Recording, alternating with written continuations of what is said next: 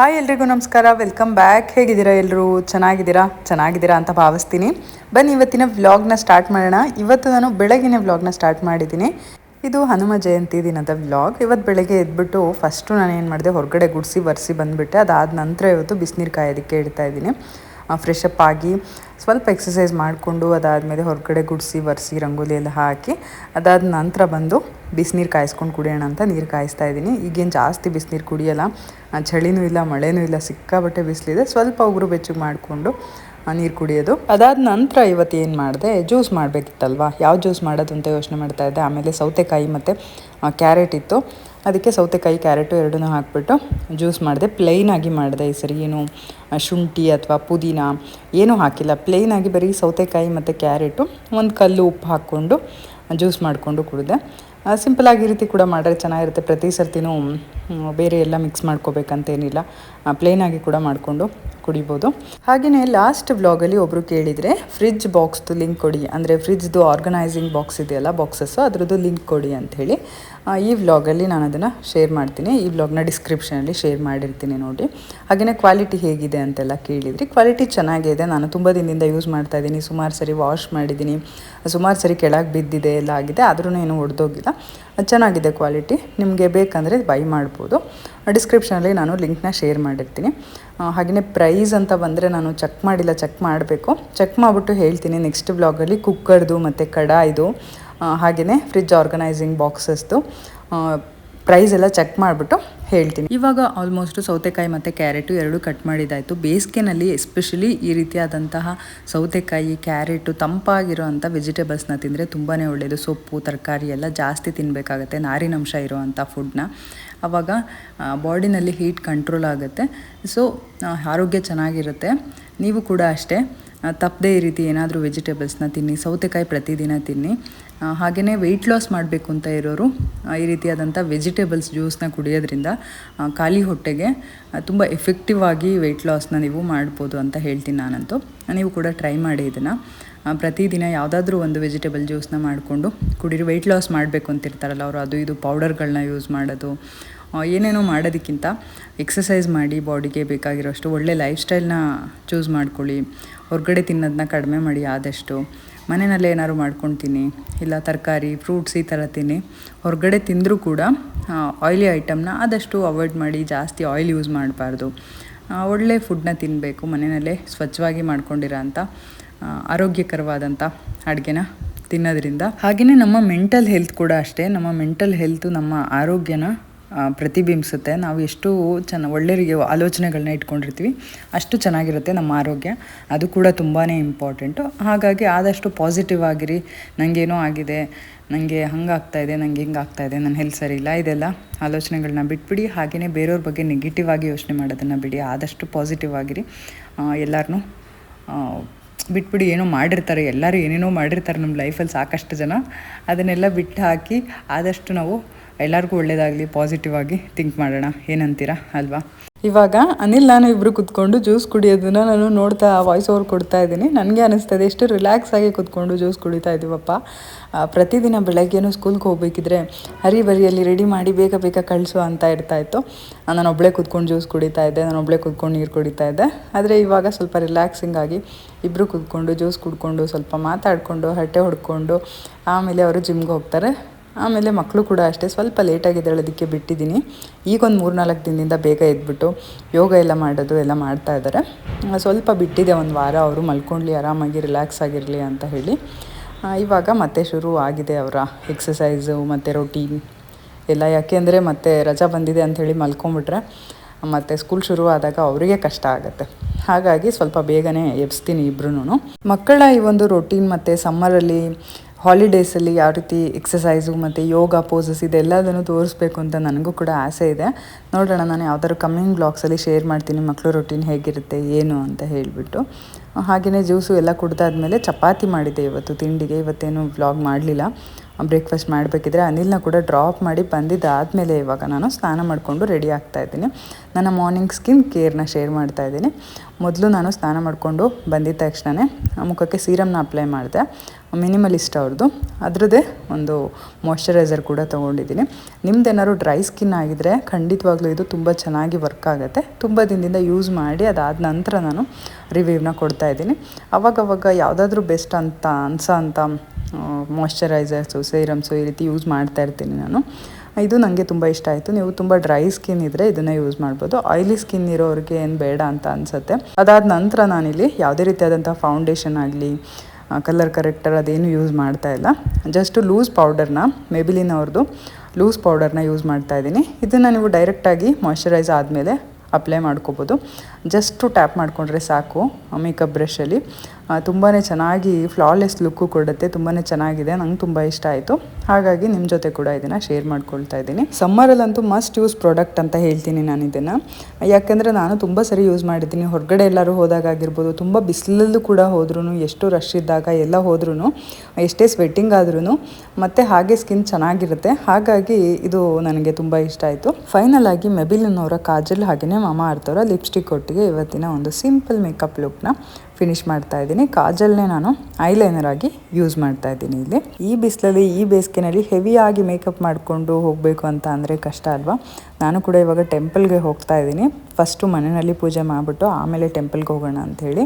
ಅದಕ್ಕೆ first ready ಆಗಿಬಿಡೋಣ, ನೀಟಾಗಿ ರೆಡಿಯಾಗಿ ಆಮೇಲೆ ದೇವ್ರಿಗೆ ಪೂಜೆ ಮಾಡಿಬಿಟ್ಟು ಆಮೇಲೆ ದೇವಸ್ಥಾನಕ್ಕೆ ಹೋಗೋದು. ದೇವಸ್ಥಾನಕ್ಕೆ ರಶ್ ಇರುತ್ತೆ ಅಂತ ಅನಿಸುತ್ತೆ. ಇವತ್ತು ಓಪನಿಂಗ್ ಅಲ್ವಾ, 3 ಡೇಸಿಂದನೇ ಪ್ರೋಗ್ರಾಮ್ ಆಲ್ರೆಡಿ ಶುರುವಾಗಿತ್ತು. ಅಲ್ಲಿ ಯಕ್ಷಗಾನ ಎಲ್ಲ ಇತ್ತಂತೆ ಭಾನುವಾರ.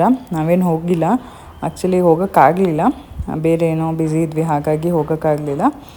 ಚೆನ್ನಾಗಿರುತ್ತೆ ಯಕ್ಷಗಾನ. ನೋಡಿ ಎಷ್ಟೋ ದಿನ ಆಗಿತ್ತು, ಹೋಗಿದ್ರೆ ಚೆನ್ನಾಗಿರ್ತಾಯಿತ್ತು. ನೆಕ್ಸ್ಟ್ ಟೈಮ್ ಯಾವಾಗಾರು ಇದ್ದಾಗ ಮಿಸ್ ಮಾಡದೆ ಹೋಗಬೇಕು. ಇವಾಗ ನೋಡಿ ಫೈನಲಿ ರೆಡಿಯಾಗಿದೆ. ತುಂಬಾ ಸಿಂಪಲ್ಲಾಗಿ ಆಫೀಸ್ಗೆ, ಕಾಲೇಜ್ಗೆ ಹೋಗಬೇಕಾದ್ರೂ ಈ ರೀತಿ ಸಿಂಪಲ್ಲಾಗಿ ರೆಡಿ ಆಗ್ಬೋದು. ನನ್ನ ಕೂದಲು ಇನ್ನೂ ಆರಿರಲಿಲ್ಲ, ಹಾಗಾಗಿ ಏನು ಹೇರ್ ಸ್ಟೈಲ್ ಮಾಡ್ಕೊಳ್ತಾ ಇಲ್ಲ. ನಾನು ಹೇರ್ ಡ್ರೈಯರ್ ಏನು ಯೂಸ್ ಮಾಡ್ತಾಯಿಲ್ಲ, ಜಸ್ಟ್ ಹಾಗೆ ಕ್ಲಿಪ್ ಹಾಕ್ಕೊಂಡು ಹೊರಡ್ತೀನಿ. ಪೂಜೆ ಕೂಡ ಮಾಡಬೇಕು, ಸ್ವಲ್ಪ ಬೇಗ ಪೂಜೆ ಗೀಜೆ ಮಾಡಿಬಿಟ್ಟು ಹೊರಡೋಣ. ಟೈಮ್ ಆಗೇ ಹೋಯಿತು. ಅನಿಲ್ನ ಡ್ರಾಪ್ ಮಾಡಿ ತಿಂಡಿ ಎಲ್ಲ ಮಕ್ಕಳಿಗೆಲ್ಲ ಹಾಕಿ ಎಲ್ಲ ಮಾಡೋ ಅಷ್ಟರಲ್ಲಿ ತುಂಬ ಟೈಮೇ ಆಗೋಯಿತು. ನಾನೇನು ತಿನ್ನೋಕ್ಕೆ ಹೋಗಿಲ್ಲ ತಿಂಡಿ. ನಾನು ದೇವಸ್ಥಾನಕ್ಕೆ ಏನಾದ್ರು ಹೋಗಬೇಕು ಅಂತ ಇದ್ದರೆ ಬೆಳಗ್ಗೆ ತಿಂಡಿ ಏನು ತಿನ್ನೋಕ್ಕೆ ಹೋಗಲ್ಲ, ದೇವಸ್ಥಾನಕ್ಕೆ ಹೋಗಿ ಬಂದುಬಿಟ್ಟೆ ತಿನ್ನೋದು. ಪೂಜೆ ಗೀಜೆ ಮಾಡಿ ದೇವಸ್ಥಾನಕ್ಕೆ ಹೋಗಿ ಬಂದು ಆಮೇಲೆ ತಿನ್ನೋದು. ಇವತ್ತು ಕಳ್ಸೋಕ್ಕೆ ವೀಳ್ಯದೆಲೆನೇ ಇಡೋಕ್ಕಾಗಲಿಲ್ಲ. ವೀಳ್ಯದೆಲೆ ತಂದಿದ್ವಿ ಸಂಡೇ, ಆದರೆ ಅದು ಒಣಗೋಗ್ಬಿಟ್ಟಿತ್ತು.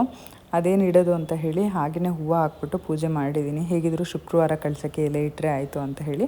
ನಮ್ಮನೆಯಲ್ಲಿ ಸೋಮವಾರ ಮತ್ತು ಶುಕ್ರವಾರ 2 ದಿನವೂ ವಾರ ಮಾಡೋದು. ಸೋಮವಾರ ಎಲೆ ಇಡ್ತೀನಿ ನಾನು. ಇವಾಗಂತೂ ವಾರಕ್ಕೆ 2 ಸರಿ ಎಲೆ ಇಡೋ ಥರ ಆಗಿದೆ, ಯಾಕೆಂದರೆ ಎಲೆ ಬೇಗ ಒಣಗೋಗ್ಬಿಡುತ್ತೆ. ಹಾಗಾಗಿ ಪೂಜೆ ಎಲ್ಲ ಮುಗಿಸ್ಕೊಂಡು ದೇವಸ್ಥಾನಕ್ಕೆ ಬಂದಿದ್ದೀವಿ. ನೋಡಿ ಎಷ್ಟು ರಶ್ ಇದೆ ಅಂಥೇಳಿ. ನಾನು ಅಂದ್ಕೊಂಡಿರಲಿಲ್ಲ ಇಷ್ಟೊಂದು ರಶ್ ಇರುತ್ತೆ ಅಂತ. ರಶ್ ಇರುತ್ತೆ ಅಂತ ಅಂದ್ಕೊಂಡಿದ್ದೆ, ಇಷ್ಟೊಂದು ಇರುತ್ತೆ ಅಂತ ಅಂದ್ಕೊಂಡಿರಲಿಲ್ಲ. ತುಂಬಾ ಜನ ಇದ್ದರು, ಆದರೆ ಬೇಗ ಆಯಿತು ದರ್ಶನ. ನಾವು ಸ್ವಲ್ಪ ಹೊತ್ತು ವೆಯ್ಟ್ ಮಾಡಿದ್ವಿ ಅಷ್ಟೇ, ಒಂದು 10 ನಿಮಿಷ ವೆಯ್ಟ್ ಮಾಡಿದ್ವಿ. ಅದಾದ ನಂತರ ಸೀದಾ ದೇವ್ರ ದರ್ಶನ ಮಾಡ್ಕೊಂಡ್ವಿ. ಫಸ್ಟಿಗೆ ದರ್ಶನಕ್ಕೆ ಹೋದಾಗ ನಾನು ವೀಡಿಯೋ ಏನೂ ಮಾಡ್ಕೊಡ್ಲಿಲ್ಲ. ಇದು ಊಟ ಎಲ್ಲ ಮುಗಿಸಿ ಆಮೇಲೆ ಮತ್ತೆ ದರ್ಶನಕ್ಕೆ ಹೋದಾಗ ಈ ರೀತಿ ಖಾಲಿ ಇತ್ತು. ನೀಟಾಗಿ ವೀಡಿಯೋ ಎಲ್ಲ ಮಾಡ್ಕೊಂಡು ಬಂದೆ. ರಶ್ ಇದ್ದಾಗ ನಾವು ವೀಡಿಯೋ ಮಾಡ್ಕೊಂಡು ನಿಂತ್ಕೊಳ್ಳೋದು, ಮತ್ತು ಹಿಂದೆ ಇರೋರಿಗೆ ವೆಯ್ಟ್ ಮಾಡಿಸೋದು, ಮತ್ತೊಬ್ಬರು ಯಾರೋ ಬೈಯೋದು ನನಗೆ, ಏನು ವೀಡಿಯೋ ಮಾಡ್ತಾಯಿದ್ದೀರಾ ಆ ಕಡೆ ಹೋಗಿ ಅಂಥೇಳಿ, ಇವೆಲ್ಲ ಬೇಡ ಅಂಥೇಳಿ ನಾನು ಅವಾಗೇನು ವೀಡಿಯೋ ಮಾಡ್ಕೊಳ್ಳಿಲ್ಲ. ಊಟ ಎಲ್ಲ ಮುಗಿಸಿ ಆಮೇಲೆ ಬಂದುಬಿಟ್ಟು ಇಲ್ಲಿ ದೇವ್ರದ್ದು ವೀಡಿಯೋನ ಮಾಡ್ಕೊಳ್ತಾ ಇದ್ದೀನಿ. ತುಂಬ ಚೆನ್ನಾಗಿ ಮಾಡಿದ್ದಾರೆ ದೇವಸ್ಥಾನ. ದೇವಸ್ಥಾನ ಎಲ್ಲ ಮಲೆನಾಡು ಶೈಲಿಯಲ್ಲೇ ಇದೆ ದೇವಸ್ಥಾನ ಅಂತ ಹೇಳ್ಬೋದು. ತುಂಬ ಚೆನ್ನಾಗಿದೆ, ನೋಡಿ ನಿಮಗೂ ಕೂಡ ಇಷ್ಟ ಆಗ್ಬೋದು. ನೀವೆಲ್ಲರೂ ಇಲ್ಲೇ ನಿಯರ್ ಬೈ ಇದ್ದರೆ ಒಂದು ಸಾರಿ ವಿಸಿಟ್ ಮಾಡಿ ಟೆಂಪಲ್ ನೋಡಿದ್ರೆ ನಿಮಗೂ ಕೂಡ ಖುಷಿ ಆಗುತ್ತೆ.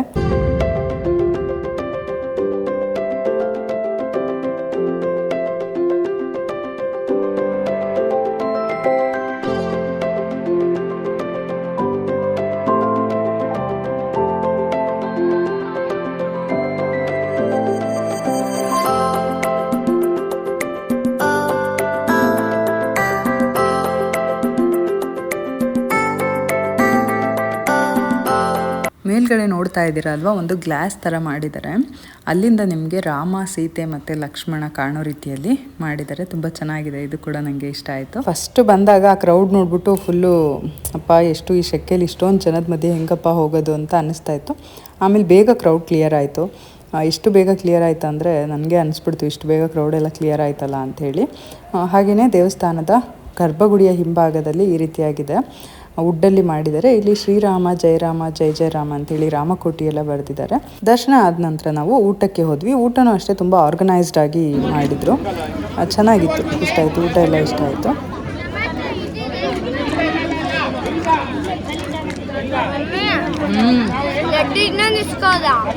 ನಾನೇ ಕೊಡ್ತೀನಿ ಬಿಡ, ನಾನು ಅದರ ಇದೆಯಲ್ಲ.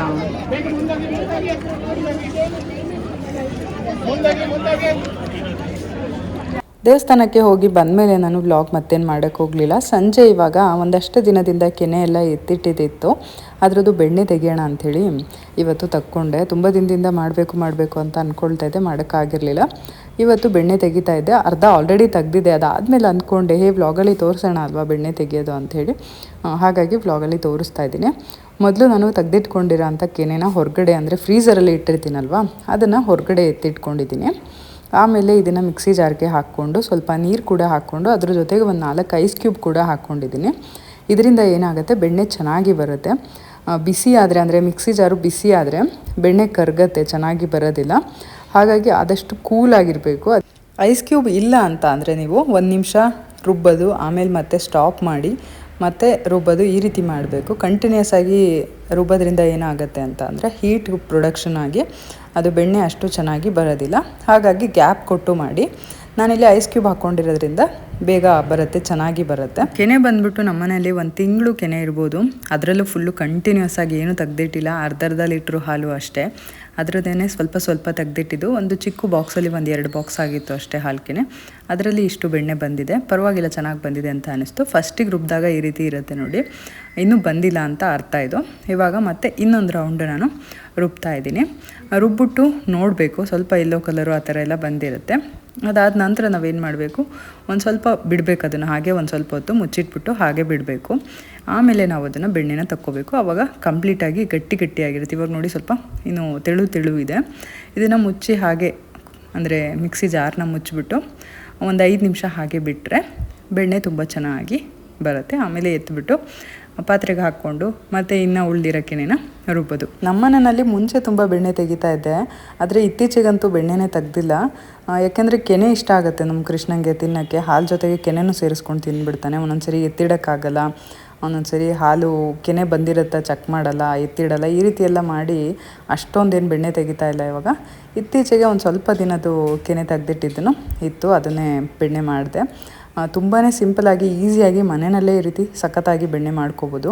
ನೀವು ಅಷ್ಟೇ ದಿನಕ್ಕೆ ಒಂದು ಅರ್ಧ ಲೀಟ್ರ್ ಹಾಲು ತರೋರು ಕೂಡ ಈಸಿಯಾಗಿ ಬೆಣ್ಣೆ ಮಾಡ್ಕೋಬೋದು. ಹೊರಗಡೆ ಎಷ್ಟೊಂದು ದುಡ್ಡು ಕೊಟ್ಟು ಕಲ್ಬೆರಕೆ ತುಪ್ಪ ತೊಗೊಳೋದಕ್ಕಿಂತ ಮನೆಯಲ್ಲೇ ಶುದ್ಧವಾಗಿ ಈ ರೀತಿ ಬೆಣ್ಣೆ ಮಾಡಿಕೊಂಡು ತುಪ್ಪ ಮಾಡ್ಕೋಬೋದು. ತುಂಬಾ ಚೆನ್ನಾಗಿರುತ್ತೆ. ಎಷ್ಟೊಂದು ದುಡ್ಡು ಕೊಡ್ತೀವಲ್ವ ಹೊರಗಡೆ ತುಪ್ಪಕ್ಕೆ, ನಾನೇ ಅಂದ್ಕೊಳ್ತೀನಿ ತುಪ್ಪಕ್ಕೆ ಎಷ್ಟೊಂದು ದುಡ್ಡು ಕೊಟ್ಟು ತೊಗೊಳ್ತೀವಿ, ಮನೆಯಲ್ಲೇ ಆರಾಮಾಗಿ ಮಾಡ್ಕೋಬೋದಲ್ಲ ತುಪ್ಪನ ಅಂತ. ತುಪ್ಪ ಕಾಯಿಸೋದು ಅಷ್ಟೇ ತುಂಬಾ ಸಿಂಪಲು. ನಾನು ಈ ವ್ಲಾಗಲ್ಲಿ ಬೆಣ್ಣೆ ಮಾಡೋದನ್ನು ತೋರಿಸ್ತೀನಿ. ನೆಕ್ಸ್ಟ್ ವ್ಲಾಗಲ್ಲಿ ತುಪ್ಪನ ಹೇಗೆ ಕಾಯಿಸೋದು ಅಂತ ತೋರಿಸ್ತೀನಿ. ತುಂಬ ಚೆನ್ನಾಗಿರುತ್ತೆ, ತುಪ್ಪ ಅಂತೂ ಸಖತ್ತಾಗಿ ಬರುತ್ತೆ. ಇವತ್ತಿನ ವ್ಲಾಗ್ ಲೆಂತಿ ಆಗುತ್ತೆ ಅಂಥೇಳಿ ಮತ್ತೆ ತುಪ್ಪ ಕಾಯಿಸೋದೆಲ್ಲ ತೋರಿಸಿದ್ರೆ ಲೆಂತಿ ಆಗುತ್ತೆ. ಹಾಗಾಗಿ ಇವತ್ತಿನ ವ್ಲಾಗ್ ಬರೀ ಬೆಣ್ಣೆ ಮಾತ್ರನೇ ತೋರಿಸ್ತಾ ಇದ್ದೀನಿ. ಇದನ್ನೇ ನಾವು ಸಾಲ್ಟೆಡ್ ಬಟರ್ ಕ್ಯೂಬ್ಸ್ ಕೂಡ ಮಾಡ್ಬೋದು. ಅದನ್ನು ಕೂಡ ಯಾವಾಗಾದ್ರೂ ತೋರಿಸ್ತೀನಿ ನಾನು, ತುಂಬಾ ಚೆನ್ನಾಗಿರುತ್ತೆ. ಅದನ್ನು ಕೂಡ ಮಕ್ಕಳಿಗೆಲ್ಲ ಅದಿಷ್ಟ ಆಗುತ್ತೆ, ಸಾಲ್ಟೆಡ್ ಬಟರ್ ಕ್ಯೂಬ್. ನಮ್ಮನೆ ಮಕ್ಳಿಗೂ ಅಷ್ಟೇ ಸಾಲ್ಟೆಡ್ ಬಟರೇ ಇಷ್ಟ ಆಗುತ್ತೆ. ಕ್ಯೂಬ್ಸ್ ಥರ ಮಾಡಿಬಿಟ್ಟು ಅದನ್ನು ಕೊಟ್ಟರೆ ಚೆನ್ನಾಗಿ ತಿಂತಾರೆ ಮಕ್ಕಳು. ಮತ್ತು ದೋಸೆಗೆ ಹಾಕಬೇಕು ಅಂತ ಅಂದರೆ, ಮತ್ತು ಏನಾದ್ರು ಗ್ರೇವಿ ಮಾಡಬೇಕು ಅಂತ ಅಂದಾಗ ಮೇಲ್ಗಡೆ ಬಟರ್ ಹಾಕಬೇಕು ಅಂತ ಅಂದರೆ ಹೊರಗಡೆಯಿಂದ ನಾವು ತರಿಸೋದಕ್ಕಿಂತ ಬಟರ್ ಕ್ಯೂಬ್ಸ್ನ ಮನೆಯಲ್ಲೇ ಮಾಡ್ಕೋಬೋದು. ನೋಡೋಣ ಕಮ್ಮಿಂಗ್ ಬ್ಲಾಗ್ಸಲ್ಲಿ ಯಾವಾಗಾದರೂ ನಾನು ಅದನ್ನು ಕೂಡ ತೋರಿಸ್ತೀನಿ. ಇವಾಗ ಮತ್ತೆ ಅದೇ ಪ್ರೋಸೆಸ್ಸು ಕಂಟಿನ್ಯೂ ಮಾಡ್ತಾ ಇದ್ದೀನಿ. ಐಸ್ ಕ್ಯೂಬ್ಸ್ ಎಲ್ಲ ಖಾಲಿ ಆಗೋಯ್ತು. ಇವಾಗ ನೋಡಿ ಕಂಪ್ಲೀಟಾಗಿ ಬೆಣ್ಣೆ ರೆಡಿ ಆಗಿದೆ. ಇದು ಇವಾಗ ಸ್ವಲ್ಪ ನೀರೆಲ್ಲ ಚೆನ್ನಾಗಿ ಕ್ಲಿಯರ್ ಆಗೋವರೆಗೂ ತೊಳಿಬೇಕು, ಇಲ್ಲ ಅಂತ ಅಂದರೆ ಸ್ಮೆಲ್ ಬರುತ್ತೆ. ಯಾಕೆಂದರೆ ನಾವು ತುಂಬ ದಿನದಿಂದ ಇದೇನು ಕೆನೆನ ಎತ್ತಿಟ್ಟಿರ್ತೀವಿ ಅಲ್ವಾ, ಹಾಗಾಗಿ ಬೆಣ್ಣೆ ತುಪ್ಪ ಎಲ್ಲ ಚೆನ್ನಾಗಿ ಬರಬೇಕು ಅಂತ ಅಂದರೆ ನಾವು ಚೆನ್ನಾಗಿ ತೊಳಿಬೇಕು ಈ ಬೆಣ್ಣೆನ. ಒತ್ತಿ ನೀರಲ್ಲಿ ಈ ನೀರು ಕಲರ್ ಏನಿದೆ ಅದೆಲ್ಲ ಫುಲ್ಲು ಟ್ರಾನ್ಸ್ಪರೆಂಟ್ ಆಗಬೇಕು. ಅಲ್ಲಿವರೆಗೂ ನಾವು ಈ ಬೆಣ್ಣೆನ ತೊಳಿಬೇಕು. ಒಂದು 2-3 ಸರಿಗೆ ನೀಟಾಗಿ ಆಗಿಬಿಡ್ತು. ಇದು ನೋಡ್ತಾ ಇರ್ಬೋದು ನೀವು, ಸ್ಲ್ಯಾಬ್ ಎಲ್ಲ ಎಷ್ಟು ಗಲೀಜಾಗಿದೆ ಅಂತೇಳಿ. ಹಾಗೆ 2 ಪಾತ್ರೆ ಕೂಡ ಗಲೀಜಾಗಿತ್ತು. ಅದರೊಟ್ಟಿಗೆ ಮಿಕ್ಸಿ ಜಾರು ಇಷ್ಟೂ ಗಲೀಜಾಗಿತ್ತು. ಇದಿಷ್ಟನ್ನು ಕ್ಲೀನ್ ಮಾಡಿಕೊಂಡ್ರೆ ಆಯಿತು. ಒಂದು ಸ್ವಲ್ಪ ರಿಸ್ಕ್ ಆಗುತ್ತೆ ಇವೆಲ್ಲ ಮಾಡಬೇಕು ಅಂತ ಅಂದರೆ, ಆದರೆ ಫೈನಲ್ ರಿಸಲ್ಟ್ ಮಾತ್ರ ನಮಗೆ ತುಂಬಾ ಖುಷಿ ಕೊಡುತ್ತೆ. ನೋಡಿದ್ರಲ್ಲ, ಕಂಪ್ಲೀಟಾಗಿ ಬೆಣ್ಣೆ ರೆಡಿ ಆಯಿತು. ನೀರು ಕೂಡ ಅಷ್ಟೇ ವೈಟ್ ಬರ್ತಾ ಇಲ್ಲ, ಇದು ಟ್ರಾನ್ಸ್ಪರೆಂಟ್ ಆಗಿ ಇದೆ. ಇದರೊಟ್ಟಿಗೆ ಇವತ್ತಿನ ವ್ಲಾಗ್ನ ಕೂಡ ಮುಗಿಸ್ತಾ ಇದ್ದೇನೆ. ನಿಮಗೆಲ್ಲ ಈ ಒಂದು ಪುಟಾಣಿ ವಿಡಿಯೋ ಇಷ್ಟ ಆಗಿದೆ ಅಂತ ಭಾವಿಸ್ತೀನಿ. ಇಷ್ಟ ಆಗಿದ್ರೆ ಲೈಕ್ ಮಾಡಿ, ಶೇರ್ ಮಾಡಿ ಹಾಗೂ ಕಮೆಂಟ್ ಮಾಡಿ. ಮತ್ತು ನೀವಿನ್ನು ನನ್ನ ಚಾನಲ್ನ ಸಬ್ಸ್ಕ್ರೈಬ್ ಮಾಡ್ಕೊಳ್ಳಿ, ಹಾಗೆ ನೋಡ್ತಾ ಇದ್ದರೆ ಸಬ್ಸ್ಕ್ರೈಬ್ ಮಾಡ್ಕೊಳ್ಳಿ ಹಾಗೂ ಸಪೋರ್ಟ್ ಮಾಡಿ. ನಿಮ್ಮ ಪ್ರೀತಿ ಪ್ರೋತ್ಸಾಹ ಸದಾ ಇರಲಿ ಅಂತ ಕೇಳ್ಕೊಳ್ತಾ ಬರಲಾ.